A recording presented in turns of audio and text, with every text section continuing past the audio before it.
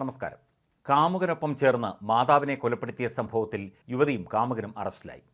ബംഗളൂരു ബൊമ്മനഹള്ളി സ്വദേശി പവിത്ര സുരേഷ്, കാമുകൻ ലെവലേഷ് എന്ന 20കാരൻ എന്നിവരാണ് പിടിയിലായത്. പവിത്രയുടെ അമ്മ ജയലക്ഷ്മിയെ കൊലപ്പെടുത്തിയ കേസിലാണ് അറസ്റ്റ്. വിവാഹിതയായ പവിത്രയ്ക്ക് 20 വയസ്സുകാരനുമായുള്ള ബന്ധം ജയലക്ഷ്മി അറിഞ്ഞതും ചോദ്യം ചെയ്തതുമാണ് കൊലപാതകത്തിലേക്ക് നയിച്ചത്. ജയലക്ഷ്മിയെ കൊലപ്പെടുത്തിയ ശേഷം അപകടമരണമാണെന്ന് വരുത്തി തീർക്കാൻ ഇരുവരും ശ്രമിക്കുകയായിരുന്നു.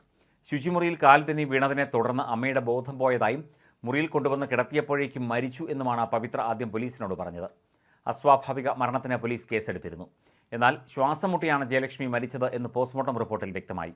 തുടർന്ന് പോലീസ് നടത്തിയ ചോദ്യം ചെയ്യലിൽ പവിത്ര കുറ്റം സമ്മതിക്കുകയായിരുന്നു. കാമുകനുമായി ഗൂഢാലോചന നടത്തിയതിനു ശേഷമാണ് അമ്മയെ കൊലപ്പെടുത്തിയത് എന്ന് പവിത്ര സമ്മതിച്ചു. അറസ്റ്റിലായ കാമുകൻ ലെവലേഷും കുറ്റം സമ്മതിച്ചു. കാമുകനുമായുള്ള ബന്ധം അവസാനിപ്പിക്കാൻ പലവട്ടം അമ്മ പവിത്രയോട് പറഞ്ഞിരുന്നു. അമ്മയുടെ പലതവണയായുള്ള താക്കീതിനെ തുടർന്നാണ് ക്രൂരമായ കൊലപാതകം ചെയ്യാൻ ഇവർ തീരുമാനിച്ചത്. 11 വർഷം മുൻപാണ് പവിത്രയുടെ വിവാഹം നടന്നത്. ഇവർക്ക് 2 കുട്ടികളുമുണ്ട്.